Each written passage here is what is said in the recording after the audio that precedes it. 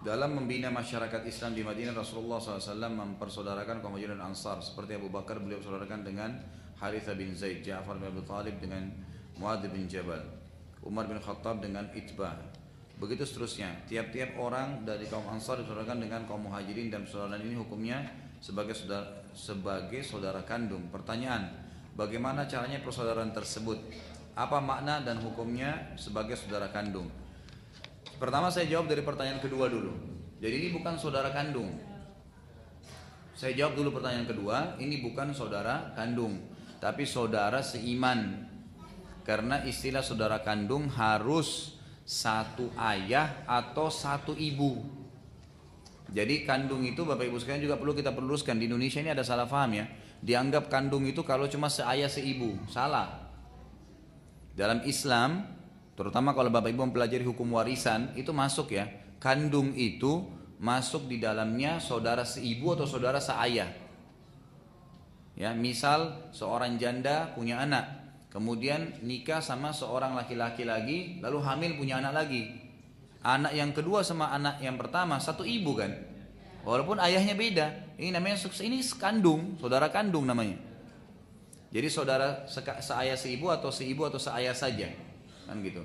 Saudara tiri itu adalah kalau janda bawa anak, si duda punya anak mereka saudara tiri, karena nggak ada jalur, nggak ada hubungannya, nggak seayah atau nggak seibu, itu baru tiri. Karena Indonesia kadang-kadang gitu, misalnya ada seorang laki-laki istrinya meninggal, lalu dia nikah lagi, dia sudah punya anak misalnya 3, lalu anak dari istri pertamanya menganggap anak dari istri yang sekarang saudara tirinya. Terjadilah ribut masalah itu karena ada kata-kata tiri saja.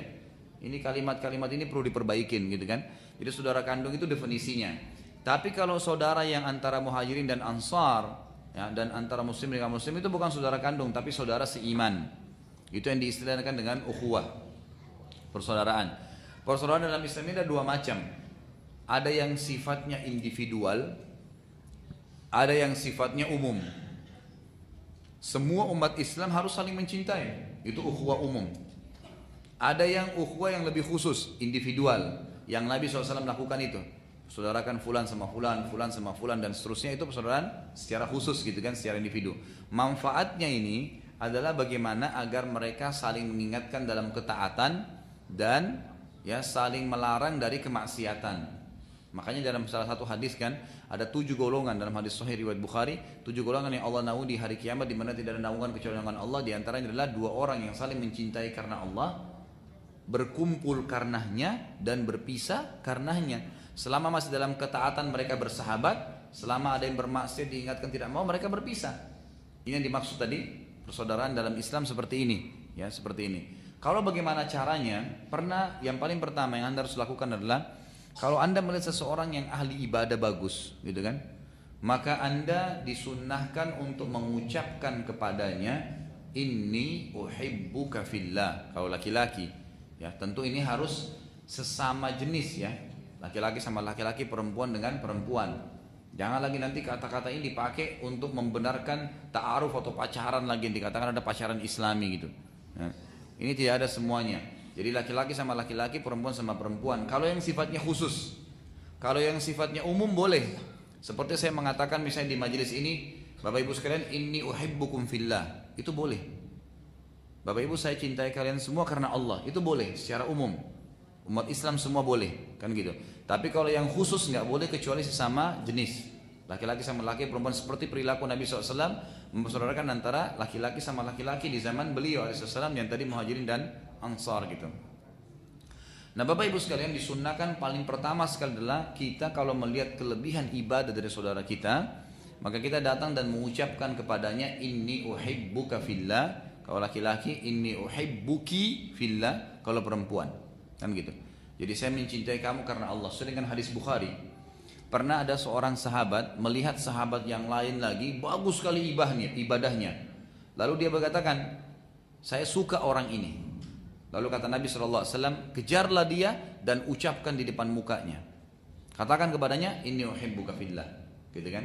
Ini yang pertama disunnahkan atau tata cara orang berukhuwah. Yang kedua, persaudaraan ini hanya akan dipertahankan kalau dalam ketaatan dan akan berpisah kalau dalam kemaksiatan. Jadi manfaat pertama dan manfaat utama daripada persaudaraan ini Bapak Ibu sekalian adalah bagaimana kita selalu merasa diingatkan. Misal ibu-ibu dan bapak cari satu orang teman yang baik menurut Bapak Ibu, kemudian langsung kita ngatur jadwal sama dia. Nih ya, kalau sholat tahajud nanti kita saling ingatin ya, saling miss call, misal gitu ya. Ya, istri saya lakukan itu sama teman-temannya. Jadi dia sama teman-temannya itu selalu saling ingatan pada saat waktu sholat tahajud itu mereka saling miss call. Jadi misalnya jam 3, setengah 4 saling miss call itu semua, satu grupnya dia berapa orang itu saling ingatin gitu. Contoh, itu kan berarti bisa kita lakukan dalam ketaatan. Mau ke majelis taklim saling panggil, nih kita hadir nih, ada majelis taklim di sini, ada pengajian di sini, kan gitu. Jadi saling mengingatkan dalam ketaatan. Kapan teman kita berbuat maksiat diingatkan. Kalau dia tetap ngotot, tiba-tiba ada seorang ibu atau akhwat kita atau ukhti kita tiba-tiba buka jilbab, diingatin nggak mau juga, ya sudah, putus hubungan itu karena Allah Subhanahu Wa Taala. Itu memang adabnya, itu memang adabnya. Kemudian tidak boleh Bapak Ibu sekalian, persaudaraan ini berlaku kepada orang non Muslim. Ini hanya Muslim, tidak berlaku sama non Muslim, gitu kan? Tidak berlaku sama Muslim. Fadilahnya disebutkan dalam banyak hadis. Kata Nabi SAW diantaranya hadis sahih. Sesungguhnya orang yang saling mencintai karena Allah dan berpisah karenanya, itu akan disiapkan pada hari kiamat mimbar yang bercahaya sangat terang. Sampai-sampai para nabi dan syuhada pun cemburu dengan mereka.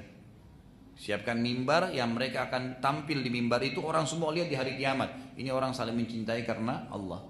Yang kedua, Allah akan naungi di naungannya, di bawah naungan tidak ada naungan kecuali naungan Allah di hari kiamat, di mahsyar. Orang lagi panas semua kena matahari cuma sekian mil saja, dia bisa selamat di bawah naungan Allah Subhanahu Wa Taala. Itu fadilah yang sangat besar. Ya, Allah Subhanahu Wa Taala selamatkan dia karena itu. Ya.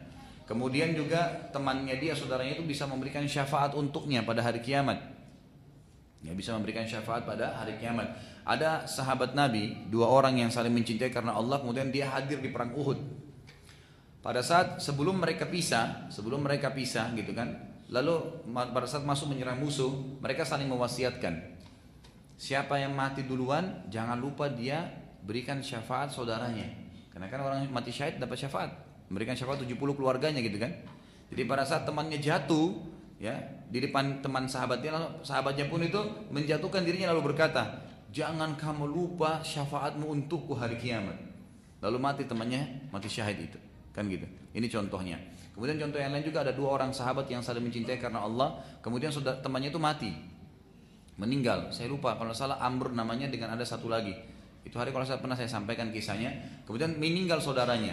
Tapi mereka saling mewasiatkan, siapa yang mati duluan, kalau dia bisa diizinkan sama Allah untuk datang dalam mimpi, datang dalam mimpi. Akhirnya apa jemaah sekalian? Meninggallah satu orang di antara mereka. Kemudian pada saat meninggal, temannya ini mimpi, datang benar tuh. Terus ditanya sama temannya masih hidup, bagaimana keadaanmu sekarang di akhirat? Kata yang sudah meninggal, alhamdulillah Allah ampuni semua kesalahan saya sudah selamat. Tapi dia nggak banyak ngomong, dia cuma bilang begitu. Lalu temannya yang masih hidup ini bilang, tiba-tiba saya lihat di daerah lehernya, wilayah lehernya itu ada warna hitam besar, kayak luka bakar gitu. Ditanya, apa yang ada di lehermu itu? Kata yang sudah meninggal, ini 50 dirham utang yang pernah saya ambil dari orang Yahudi, belum saya kembalikan. Berarti utang pun sama orang kafir tetap harus dibayar, gitu kan? Ini banyak umat Islam ini yang sudah terlanjur utang-utang, ya, itu harus dibayar, nggak boleh tidak. Lalu yang terjadi jemaah sekalian, yang sudah meninggal bilang, uang itu saya sudah niat mau bayar, saya letakkan di sebuah karung yang saya taruh di ruangan tamu rumah saya, di bawah tempat ini disebutkan tempatnya. Tolong kamu ambilin, bayarin ke orang Yahudi itu. Baik, sadarlah dia bangun. Sebelum dia bangun, temannya yang sudah meninggal bilang ini, ketahuilah, apapun berita tentang keluarga kami di dunia yang terjadi dan berita tentang kalian sampai kepada kami. Malaikat ceritain semua tuh kerabat kamu begini, istri kamu begini, suami kamu begini, anak kamu begini, sampai semua berita ke dia, gitu kan, semua. Jadi yang terjadi Bapak Ibu sekalian, bangunlah yang sudah masih hidup ini bangun. Lalu dia pergi ke rumahnya, istrinya temannya meninggal. Ditanya, Assalamualaikum, diceritakan saya mimpi suamimu datang dan dia punya utang, katanya ada uang ditaruh di sini. Diperiksa ternyata betul, ada karung itu. Diambil, dibawa ke orang Yahudi yang sudah sebutkan namanya dalam mimpi juga, dan dikasih, ini si fulan pernah utang sama kamu, dia bilang ya. Berapa 50 dirham? Ini sudah dibayar, sudah selesai, dibayarin gitu kan. Lalu dia pulang. Mohon maaf tadi di mimpi juga yang sudah meninggal itu bilang, semua berita kerabat kami dan berita kalian sampai kepada kami, sampai dia bilang ada kucing ya berapa hari lalu mati di rumahku, itu disampaikan oleh malaikat kepadaku. Kucingnya di rumah mati, malaikat bilang ada kucing di rumahmu itu mati gitu. Disampaikan. Lalu yang terjadi jemaah sekalian, dia bilang sampai kucing. Terus ini si sahabat yang sudah bayarin utang tadi, temannya kembali ke rumahnya mengatakan kepada istrinya tadi, apakah ada sesuatu kejadian dalam beberapa hari di rumah kalian selain kematian si fulan? Dia bilang tidak ada, kecuali ada kucing kami yang mati. Berarti kan sampai semua berita ke dia, gitu kan? Nah jadi sahabat orang yang bersahabat karena Allah SWT ini adalah saling mewasiatkan, saling mengingatkan satu sama yang lain kebaikan. Sampai mereka sudah meninggal pun mereka masih saling mengingatkan, kan gitu. Jadi itu penting sekali untuk dipahami. Jadi jangan sampai kita bersaudara salah. Apalagi kalau sampai teman kita tuh berbuat maksiat kita ikut-ikutan. Ya, enggak apa-apa deh saya ikut juga nimbrung gitu kan. Mungkin cuma 1-2 kali berbuat salah, jangan, ingatin ingkar mungkar, kalau enggak mau tinggalin. Karena jangan 1 detik pun hidup kita jemaah sekalian itu bisa berisi kemaksiatan. Maksimalin ibadah kepada Allah Subhanahu wa taala. Kurang lebih begitu, Bu.